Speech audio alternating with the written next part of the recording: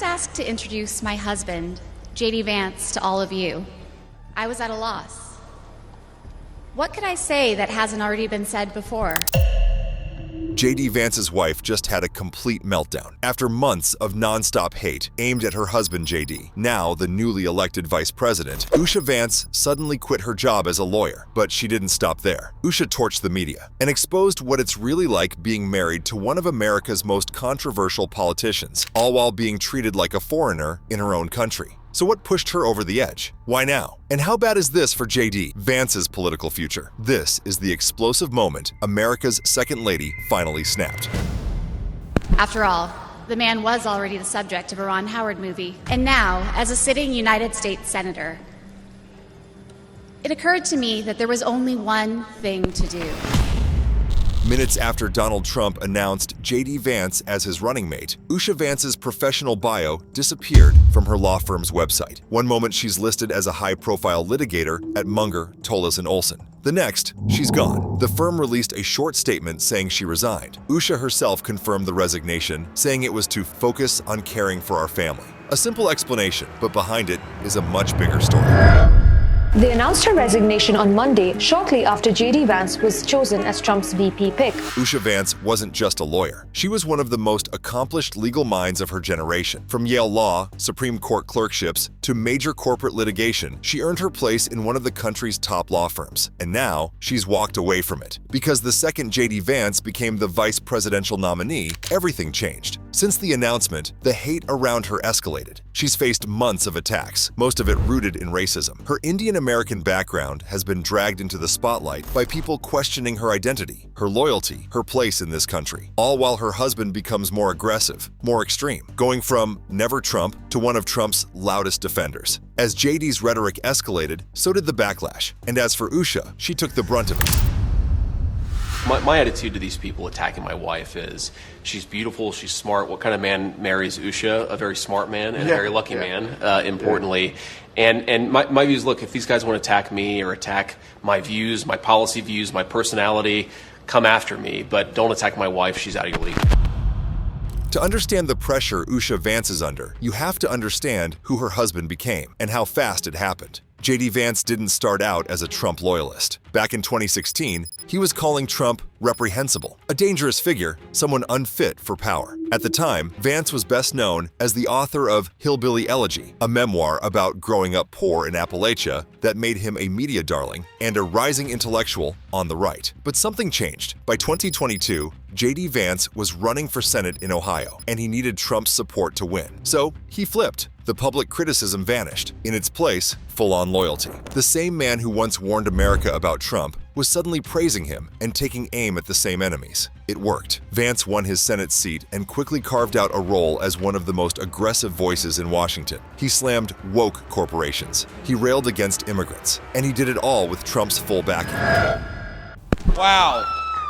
Well, what can you even say after a night like tonight? We've had a good night in the Ohio Republican Party, haven't we? Wow. Then came the next leap. On July 15, 2024, Trump named JD Vance as his running mate. The announcement stunned even some inside the GOP. A former Trump critic turned MAGA warrior was now being groomed as the future of the party. From that moment on, Vance doubled down. At the Republican National Convention, he leaned into the role, casting himself as a fighter for real Americans and an enemy of what he called globalist elites. Every speech, every interview, every headline was more aggressive than the last. Then, on January 20th, 2025, it became official. JD Vance was sworn in as the 50th Vice President of the United States. And while the title may be Vice President, make no mistake, Vance isn't in the background. He's Trump's enforcer, the voice of the hardline base. And for Usha, that means the attacks, the pressure, the scrutiny, it's only going to get worse. Well, Mr. President, I appreciate you allowing me to join you on this incredible journey. I thank you for the trust that you placed in me. And I think that we just witnessed the greatest political comeback in the history of the United States of America. Since stepping into the vice presidency, JD Vance has managed to offend allies, outrage activists, and divide his own party, sometimes all in the same week. In February 2025, JD Vance sat across from Ukrainian President Volodymyr Zelensky in the Oval Office and acted in a way so disrespectful it shocked the world. Have you said thank you once? This entire meeting? No, in this entire meeting, have you said thank you? You went to Pennsylvania and campaigned for the opposition in October. Offer some words of appreciation for the United States of America and the president who's trying to save your country. For Vance, it was just another moment in a long pattern. Back in 2022, he said he didn't care what happened to Ukraine. 2 years later, he was calling U.S. support a subsidy for European laziness. I gotta be honest with you, I don't really care what happens to Ukraine one way or another. But foreign policy isn't his only battlefield. Vance's hardline stance on abortion has made him one of the most controversial figures in modern politics. In 2023, he called for a nationwide ban, with 0 exceptions for rape or incest. The backlash was instant. Well, Nora, first of all, I never supported a national ban. I did when I was running for Senate in 2022 talk about setting some minimum national standard. But wait.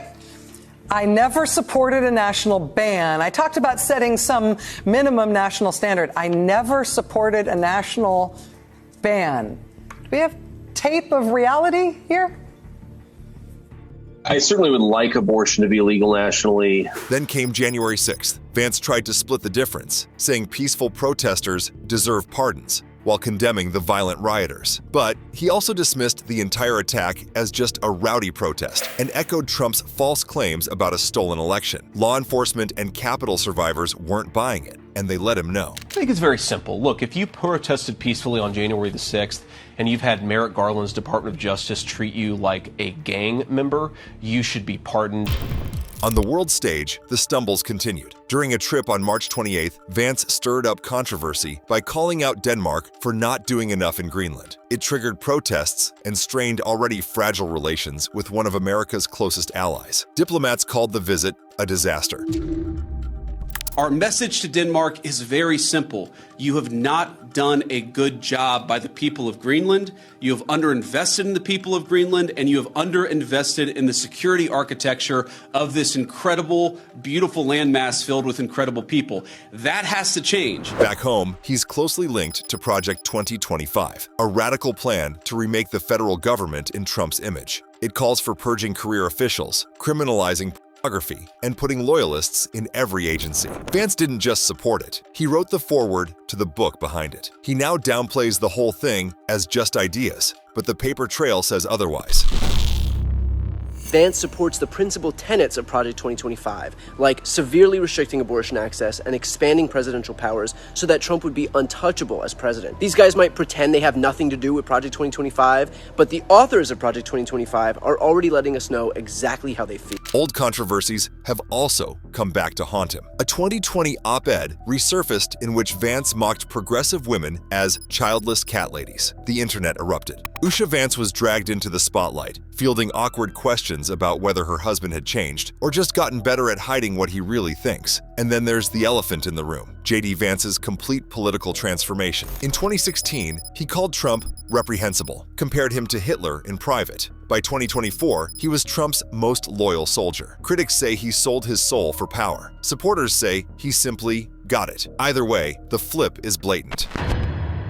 And so one of the takeaways is not just that the Republican Party base is somehow fundamentally flawed in a way that's unique in American political history. It's that Trump is a really bad candidate and, frankly, I think a really bad person.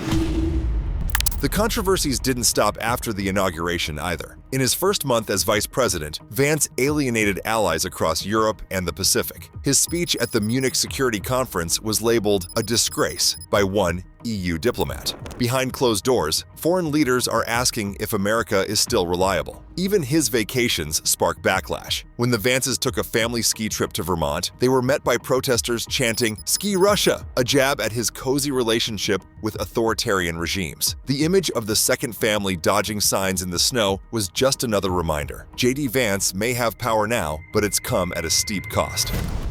Vice President JD Vance and his family were in Vermont over the weekend for a skiing vacation. However, they were greeted by hundreds of protesters.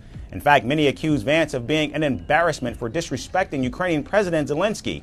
In fact, one skier even casually asked the vice president how it felt to be Putin's puppet. JD Vance isn't just making headlines either. He's being turned into a meme. Within days of becoming vice president, his face was all over social media, edited onto baby bodies, photoshopped with lollipops, plastered in Soviet uniforms. It started as trolling, but it's turned into a full-blown meme movement. Every awkward photo, every stiff interview becomes viral ammo. Even his supporters can't control the narrative. A flattering meme posted by a Republican congressman got hijacked and turned into a wave of mockery. Vance tried to laugh it off by sharing one himself, but the internet didn't let up. This isn't just internet noise. The memes are a stand-in for the public mood, ridicule instead of respect. And for a guy trying to present himself as a serious leader, it's a branding nightmare. Vance might brush it off, but behind the scenes, the constant mockery and online hate are adding fuel to an already volatile public image. I have a folder on my phone of at least 30 JD Vance edited photos. And every day there's an even stupider picture of this guy with an even stupider edit. But while JD Vance becomes a punchline online, Usha Vance is living the fallout offline. The jokes, the memes, the non-stop headlines, it's taken a toll. But for Usha, it's not just public pressure, it's personal. The racist attacks aimed at her have only grown louder since JD took office. Her Indian heritage has become a target, with critics questioning everything from her identity to her place in the country. In a rare moment, Usha spoke out. She called out the rise of normalizing Indian hate, saying it's not just wrong, it's dangerous. Her comments came after it was revealed that a former JD staffer who posted racist memes was being considered for rehire. The backlash was swift, and it landed squarely on both their shoulders. Usha Vance became the target of a troubling wave of racism and xenophobia, particularly focused on her Hindu faith. Usha also took aim at the media, accusing them of turning her husband into a caricature. In a Fox News interview, she defended him as thoughtful and genuine, someone misunderstood by the press. But for many, that defense rang hollow. JD's own record, from extreme abortion views to past remarks about women, speaks louder than any interview. Her quiet exit from the legal world wasn't just a career change, it was a retreat. Usha has pulled back from public life, skipping major events, avoiding interviews, and keeping a low profile. And after everything that's been thrown at her, the racism, the media noise, the online hate, it's clear she's not trying to escape. MAGA has gone racist against JD Vance's Indian wife. JD Vance's wife, Usha Vance, is of Indian origin. Makes no difference to me, but apparently much of MAGA does not like it. JD Vance may be vice president, but the ground underneath him is shaky. He's being hyped as Trump's successor, but the road to 2028 is a minefield. Foreign policy disasters, extreme stances on abortion, and a growing list of viral blunders have already made him a risky bet. Behind the scenes, Vance's family is feeling the fallout. From Usha's resignation to the constant public scrutiny, it's starting to look like only a matter of time before something gives. So what happens now? One thing's certain. The Vances aren't just managing a political brand. They're trying to hold it all together.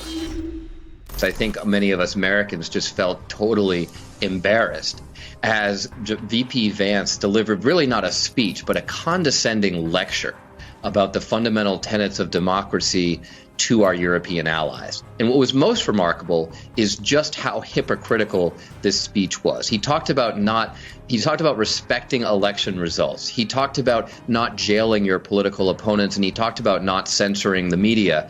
The problem is that this is coming from a man who himself won't acknowledge the 2020 election results. This is a day after Trump said he should jail the members of the January 6th committee, his political opponents, and this administration just kicked the AP out of the Pentagon. Jaden McNeil, a self-described normie-pilled MAGA, posted a picture to Twitter of Vance, his wife, and one of their kids, and sarcastically said, "I'm sure this guy is going to be great on immigration."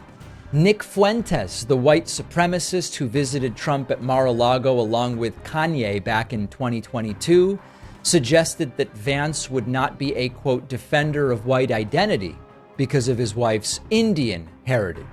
Vincent James Fox, who was present on January 6, 2021 at the Trump riots, wrote on X, JD Vance gets tapped as VP and immediately there's a Hindu prayer at the RNC Next, we'll see Senator Mike Lee and JD Vance team up to convince Trump to let in 10 million Indian immigrants, green cards on diplomas. What are your thoughts? Do you believe Usha Vance is standing by her husband or silently pulling away? Did JD Vance abandon his values to chase power, or is this who he was all along? If this is just the beginning of JD Vance's VP term, how bad could it get? Drop your thoughts in the comments below. And don't forget to like, share, and subscribe so you never miss our deep dives into today's most controversial issues. And if you're ready for more, make sure you click the next video on your screen.